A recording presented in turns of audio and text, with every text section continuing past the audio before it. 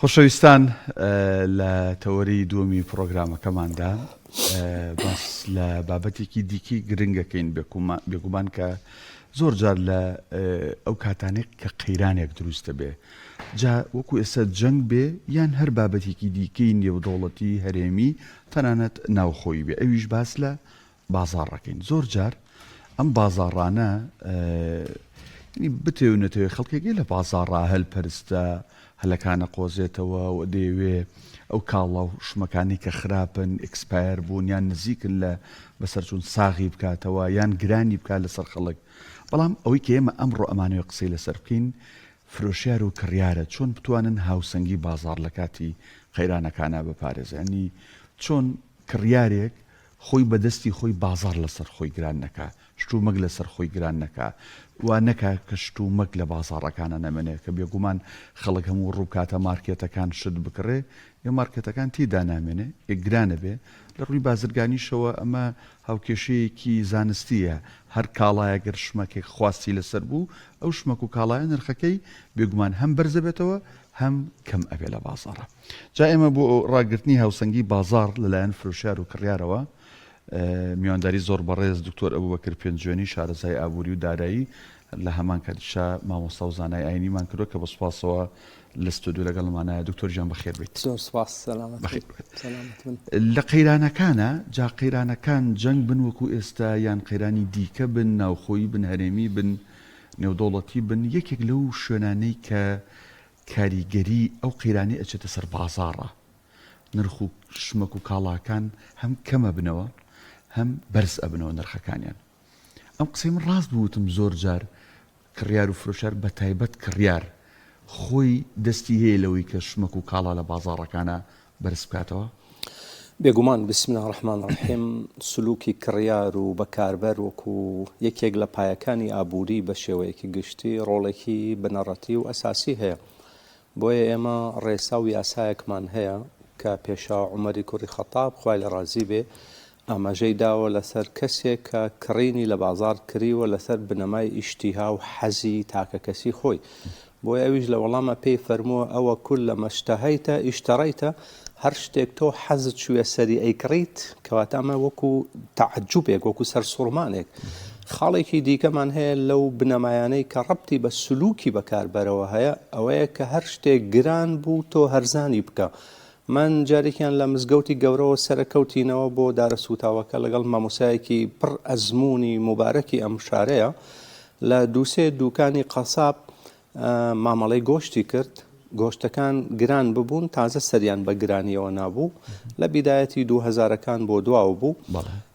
وتم مامۆستا خێرە ئەو بۆ نایکڕیوتی گرانە. وتم ئەی خۆ بەم پەلەپەلە هەرزان نابێ. وتی خۆم هەرزان یەکەم. وتم چۆن؟ وتی نایکڕم هەرزان یەکەم. ئەو پارەیە کە بە کەمیش پێی بدەم پێی نادەم. لەبەرەوە سلوکی بەکاربەر زۆر مهمە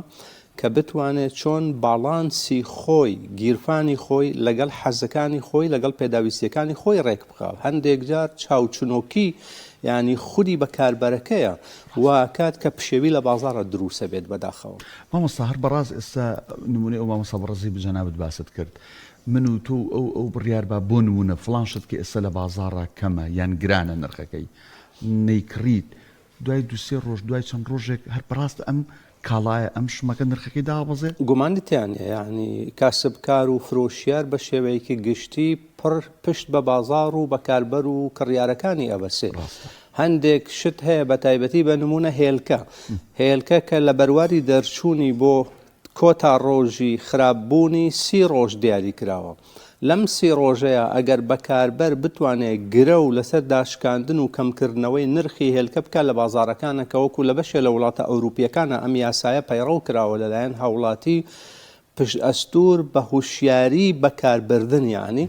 توانیویانە لە 130 بۆ 40 نرخی ئەو شتە دابەزێن نەخوارەوە. کڕیار خۆی ئەتوانێت بەڵێ چی ئەم بەرپرسەرەوەی کە ئەم هۆشیاریە بۆ تاک دابینکە تاک خۆی یان ڕێکخراوەکان یان ناوەندەکانی کە تایبەتن بەم بوارە و معنی. بێگومان ڕێخستنەوەی نرخ ئێمە پێویستمان بە 4 بنەمای ئەساسی هەیە کە یەکێکیان بریتیە لە چاودێری بازار. چاودێری بازار لەلایەن دەسەڵاتەوە ئەرکێکی گەورەیە و لە ئیسلامە یەکێک لەو شتانەی کە زۆر بایەخی پێدراوە لەسەر نظامی خۆبەخشی کە پێی وتراوە حیسبە، تەنانەت پێغەمبەری خوا صلی الله عليه وسلم و پێشەواکان ئەبوو بەکر، عومەر، عوسمان، عەلی لە دوای ئەوانیش خۆیان بە خودی خۆیان چوونەتە بازاڕەوە،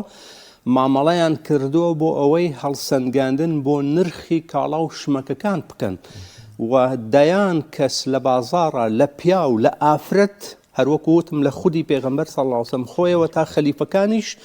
بە شێوەی حیسبەتەن لله، یعنی تەنها بۆ ڕەزامەندی خوا چاودێری بازاڕیان کردووە، کەواتە چاودێری بازار لەلایەن دەسەڵاتەوە، لەلایەن خەڵکەوە، لەلایەن NGO و ڕێکخراوەکانی کۆمەلگای مەدەنیەوە، چ لە ڕووی کوالێتیەوە چ لە ڕووی نرخەوە. بەداخەوە ئێمە ئێستا سەدان ڕێکخراوی کۆمەلگای مەدەنیمان هەیە، بەڵام هیچیان تایبەت نین بە پارێزگاری ژینگە، هیچیان تایبەت نین بە ڕێخستنەوەی نرخەکان لە بازار، هیچیان تایبەت نین بە لێپرسینەوە و چاودێری لەسەر کوالەتی خۆراک لە بازاڕە، کە ئەمە ئەتوانرێ کەواتە دەسەڵات NGO ڕێکخراوەکان بە شێوەیەکی گشتی تاکە کەس خۆی و ویژدان و لەخوا ترسان و ئینسان بوونی خودی کاسبکار و فرۆشیار و بازرگانەکانمان ئەم پایانە هەمویان ڕۆڵیان هەیە لە ڕێخستنەوەی نرخ بە شێوەیەکە وەکو ئیبن القەیمی جەوزیە فەرمێ دوونە شەتەتین وەلا وەکەسین، لە کوردەواری ئاڵێن نە شیش بسووتێ نە کەباب، یعنی نەشیش بسووتێنە کەباب لەسەر بنەمای عەدالەت و دادگەری، چونکە فرۆشتن یەکێکە لەو بنەمایانەی کە لە دارایی ئیسلامیە زۆر قسەی لەسەر کراوە کە مامەڵە داراییەکان لە ئیسلامە لەسەر سێ بنەمایە. یەکەمیان بنەمای عەدلە کە فرۆشتن و کڕین و بەکرێدان و ئەم شتانە ئەگرێتەوە. فرۆشتن و کڕین و بەکرێدان واتە لەسەر بنەمای دادگەری بێت، ئەو شتەی کڕیومانە، ئەو شتەی پێمان فرۆشراوە، ئەو پارەی داومانە بە فرۆشیار، ئەو شتەی لە فرۆشیارمان وەرگرتووە ڕێک بەقەدەر پارەکەی ئێمە بێ وەکو ئەوی بخیتە سەر تەرازوو، تەرازوو کێشرا بێ، خەڵەتاندنی تیانە بێ، فروفێڵی تیانە بێ، گران فرۆشی تیانە بێ، ناڕوونی و ڕێکی تیانە بێ. ئەمە یەکێکە لە پایە ئەساسیەکان. بۆیە زۆر گرنگە کە ئێمە بتوانین لەم چوارچێوەیە ئیشکەین، بۆ ئەوەی کە ئەو دوو خاڵی تریش ئاماژە پێ بدەم بۆ بینەرانی بەڕێز. یعنی بنەمای دووهەم لە مامەڵە داراییەکان بریتە لە فەزڵ کە لەسەر بنەمای سەدەقە و خێر و ئیحسان و چاکەکاریە، بێ مەقابل ئینسانەکان چ فرۆشیارەکان چ سەرمایەدارەکان چ ئەهلی خێر و چاکە بەردەوام خێرەکەن، بە تایبەتی لە ڕۆژی تەنگانەیە. بنەمای سێهەم لە مامەڵە داراییەکان لەسەر ئەساسی زوڵمە کە ڕیبا و قومار و فروفێڵ و گزیکاری و غەش و هەر ناپاکیەک لە تەڕەفێکەوە بەرامبەر بە تەڕەفەکەی تر چ کڕیار چ فرۆشیار چ وەرگەر چ پێدەر دروست ببێ ئەچێتە چوارچێوەی زوڵمەوە. باش مامۆستا کۆمەڵگەی ئێمە کۆمەڵگەیەکی موسڵمانە، شانازیش بە ئاینی خۆیەوەکە و مامۆستایانی بەڕێزی وەکو ئێوە مامۆستانی ئاینی و مامۆستانی میحراب بەڕاستی گوێ لە گیراون لە نێو کۆمەڵگەدا، بەڵام ئەبینین لە ئەرزی واقعدا تەمان ناڵین هەمووی چونکە ئینسان نابێ بە ڕەهای قسە بکە، بەڵام زۆرینەی ئەوەی ئەیبینین لە بازرگان و لە فرۆشیارەکانمان ئەبینین لەم کاتانەیە جۆرێک لە هەل ئەقۆزنەوە، شتی خراپە خەنە بازار، شتی کوالەتی نزمە خەنە بازار، شتی بەسەر چۆ احتیکارەکەن سەرەتا لە بازار ئەی کێشنەوە دوای ئەیخەنەوە بازار بەنرخێکی گران ببێ، یان ئەوترێ خۆ لە ئیسلامە با بڵین قازانج دیاری نەکراوە، کاڵایەکت هەیە بای 5,000 بە هەر چەندێکی فرۆشی دروستە. ئەمە ڕاستە؟ ینی قازان سنووری نییە؟ لە مانگی یەکی ئەم ساڵ بوو بەڕێزێک تەلەفۆنی بۆ کردم، تەمەنە ئەو کەسانی کە تەلەفۆن بۆ ئێمەکەن لە بینی خۆیان و خۆیان دڵ ڕاوکەیەکیان هەیە لە ڕووی ترس و پرسی حەڵاڵ و حەرام. وتی مامۆستا کۆگاکانی خواردن هەندێک برادرم هەیە ئەوانەی کە جوملەی گەورەی کۆگای خواردنیان هەیە، وتویانە کاکە وەرە بای $1,000,000 شتمان لێ بکڕە، زەمانەتت ئەدەینێ لە مانگی سێیە لە 300 خێرەکات. باشە، یعنی $300,000 خێرەکەیت بە 3 مانگ، کەواتە 30% خێرەکەی لە 3 مانگە. ئەگەر درێژی کەیتەوە لەسەر ساڵەکە یعنی لە ساڵ 120 دەکات. کە ئەمە ئایا ئەم ئیشەی من بیکەم دروستە؟ وتم تۆ خۆت ئیشت چییە بەڕێز؟ وتی من ئیشی ترەکەم، بەڵام ئێستا ئەم پێشنیاریان ئەمەیان بەڵێ ئەمە بۆ کەسی موسڵمانی لە خواترس. یعنی منش ئەم دوو پرسیارم لێکرد، وتم حەزەکەیت لەسەر زمانی پێغەمبەرەوە صلی الله عليه وسلم تۆ ببیتە مەلعون؟ وتي استغفر الله نوالله وتم أي حزك ببيت خاطئ يعني مجرم وتاوان بارشي قورة وتي استغفر الله وتم دي بيغمبر صلى الله عليه وسلم لباري كسي قورخكار أو كسي شتيك لبازار أشاريته وكبو إستا يا لداهاتو بيت بيداويستي ضروري خلق أو هم ملعونة هم تاوان بارشي قورة كواتا أم سرتو تشربا لە نێوان سەرمایەدار و کاسبکارەکانە هەیە ڕاستە کۆمەلگای ئێمە کۆمەلگایەکە لە ڕووی ڕواڵەتگەرایی دینیمانەوە کە ئێمە مانگی ڕەمەزان هێشتا زۆر نییە بەسەرمانە تێپەڕیوە کە ئەگەر داتای نوێش خوێنانی تەراویحەکانمان وەربگری تەجاوزی ملیۆنێک کەسی کردووە لە پیاوی عاقڵ و باڵغ ئیتر بە دوای ئەوانە مناڵ و خوشکان و دایکان و ئافرەتان بەگشتی ئەوانەش 9 ملیۆن بوون بەلای کەمەوە ئێمە خۆ هەر 2 ملیۆن خەڵکی باڵغمان هەیە لە هەرێمی کوردستانە کەواتە ئەم کەتنانە هیچەیە هی خودی ئەو کەسانەیە کە بەداخەوە لە ڕووی ڕواڵەتگەرایی ئاینەوە لە ڕیزەکانی پێشەوەن بەڵام لە ڕووی تاوانکاری بازار و دڕڕەقی و چاوچنۆکی و خراپفرۆشی و گرانفرۆشیشەوە هەر لە ڕیزەکانی پێشەوەن کامە بۆ خۆی کارەساتێکی گەورەیە جا لە یەکێک لە زانە گەورەکانیان پرسی لە هیندستان چوونە خزمەتی کەسێکی بەناوبانگ بوو وتیان بازار گران بووە چی بکەین قسەیەکمان بۆ بکە فەرمووی بە قسە چارەسەر نابێت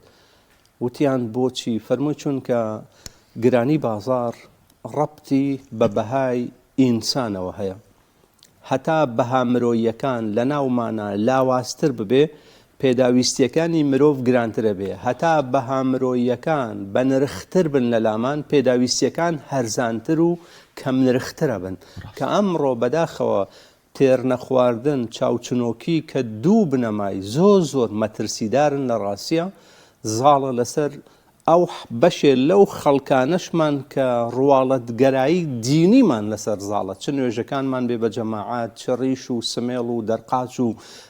سیمای مەلایەتی و بانخوازیشمان بێ تەنانەت یعنی زۆر جار نامان گێڕێتەوە لەوەی کە ئێمە بتوانین گران فرۆش نەبین لەوەی کە بتوانین خراپ فرۆش نەبین یعنی کە ئەمە تاوانێکی گەورەیە جەنابی کاک ئەحمەدی موفتیزادە بە ڕەحمەت بێ لە ناو پایەکانی ئابووری ئیسلامیە بە پێچەوانەی هەموو زانایانی ئابووری دنیای ئیسلام گرانفرۆشی بە یەکێک لە ڕوکنەکان بوونیات ناوە کە گرانفرۆشی سەر ئەکێشێ بۆ حرامخۆری بۆ احتیکار بۆ زوڵم و تاوانباری جەمامۆستا دوو بابەت هەیە ینی ئێمە کڕیارمان هەیە و فرۆشیارمان هەیە زۆر جار کڕیارەکانیش کەمتر نین لەوەی کە لەسەر خۆیانی قورسەکەن وەک ئاماژەمان پێکرێت بە نمونە بەلەم ڕۆژانەیە لە پێیجێکی فەرمی وەزەم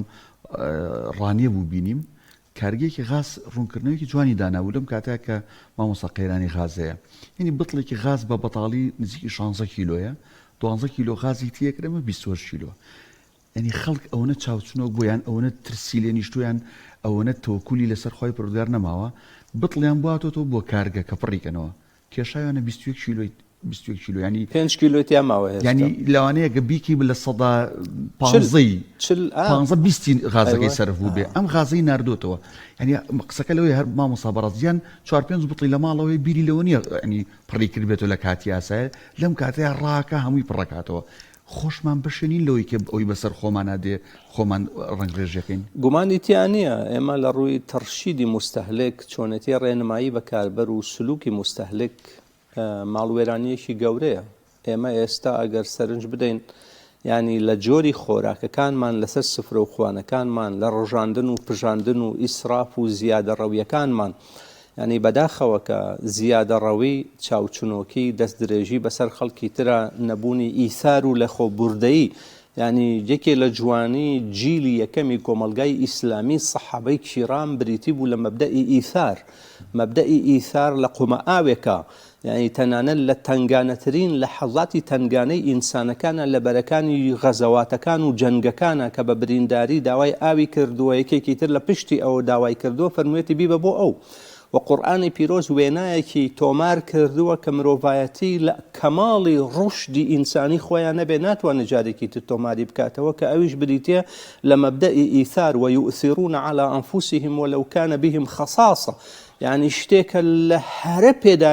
پێویستیەکانی ژیانی خۆیەتی دەستبەرداری ئەبێ ئەیدا بە بەرامبەرەکەی کە بەداخەوە ئەمڕۆ لە ڕووی سلووکەوە چ لە ڕووی بەکارهێنان چ لە ڕووی جوان بەکارهێنان چ لە ڕووی شاردنەوە کە شاردنەوە شەرمەزاریەکی گەورەیە چونکە من ئەگەر شتێک لە دراوسێکم بشارمەوە شتێک لە براکەم بشارمەوە شتێک لە خوشک و ئەزیزەکانم بشارمەوە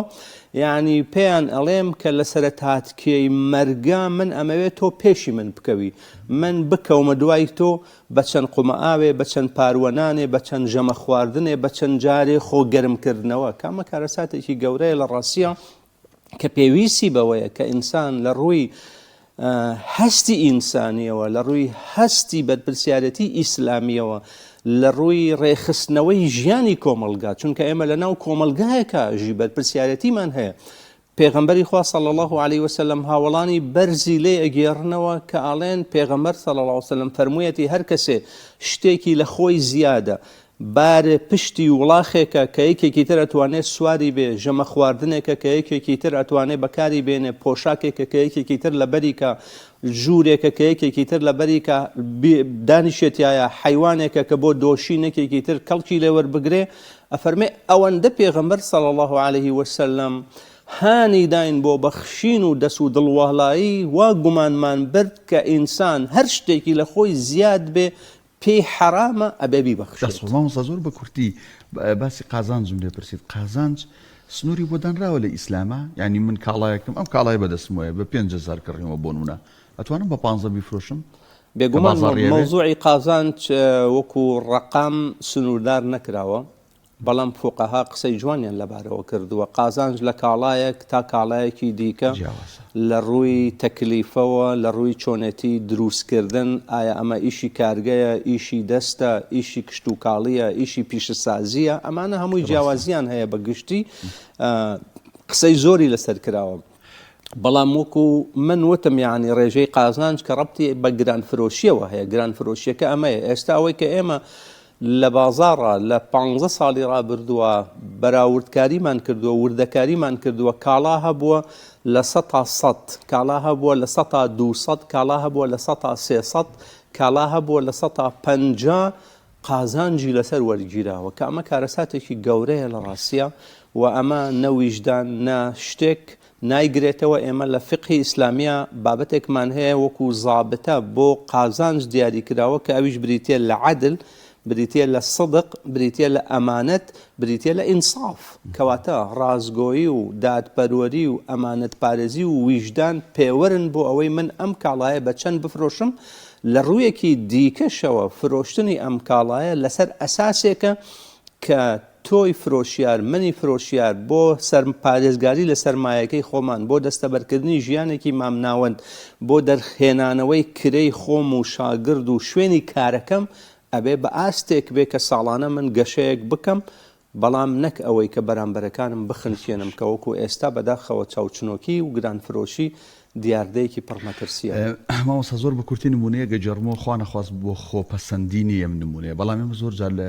ئێوە بیستومانە لە فەرمودەکان هەیە سەحابە لە کاتی جەنگ و غەزاکانە برینار بوون قومە ئاوێک خورمایەک هەژنۆ سەحابی جێڕاوێنە ئەو توێتی بێ بوو ئەو توێتی بێ بوو تەمەنە ئەبێ ئەمانە هەرۆک چیرۆک نەبن کاریگەری هەبێ لەسەر ژیانی خۆمان من هەر بە کورتی سەرەتا تازە 3-4 ڕۆژ بۆم قەیرانی غازە دروست بوو من بتڵی غازی ماڵەکەی خۆمان ئەوی سەر تەباخی چێژ لە نانەکە تازە گۆڕی بووم بتڵی یەکەمە بوو کە بەتاڵ بوو دراوسێکەمان غاز فرۆشە لێم پرسی لە تەراوی هاتمەوە وتم غازەیە وتی وڵا کەم بۆ تۆ بەس هەیە لە خزمەتام وتم خەڵک زەڕورە زۆر وتی ئەرەوەڵا وتم من نامێ خوا گەورەی ئەمی من بەشی مانگە هەرەکە خوا گەورەی تا مانگێکی تر زین چێ بێ وڵای مامۆستا بە بێ یعنی هیچ شتێک ئەلم شانەیە لە دەرگادرا چوم سێرەکەم غاز فرۆشەکەی دراوسێمانە بە سارەکەی لە کارگە غازی وەرگرتە بوو وتی کاکدانا ئەگە غازەکەت ماوە بێنە باپی کۆڕ یعنی ئەگە تو واز بێنە لەوە بە ئەم دراوسەیەکی کەت کەسێکی ترکە محتاجە وەریگرێ تۆش خێر دەگا و خۆی گەورە دەرور لە تۆ کاتەوە ئەم بەها ئەخلاقیە کە ئێمە پێویستمان پێەتی لە ڕاستیە ئێمە لە بەکاربردنە لە خەرجکردنە لە پەیاکردنە لە بەخشینە پێویستمان بە بەها ئیسلامی و ئینسانی و ئەخلاقیەکانە ئەخلاقیەکان ئەمڕۆ زۆر گرنگە. ئەوەی کە قەیرانی ئینسان بوونە شەڕ و ماڵوێرانی خۆی لە خودی قەیرانی ئینسان بوون و چاوچنۆکیەوە سەرچاواگرێت. دەستخۆش بێ. زۆر بەڕێز دکتۆر بوبەکر پێنجۆنی شارزای ئابووری و دارایی هەروەها مامۆستایانی و زانایانی سوپاس بۆی لەم تۆرەی لەگەڵمان بوویت.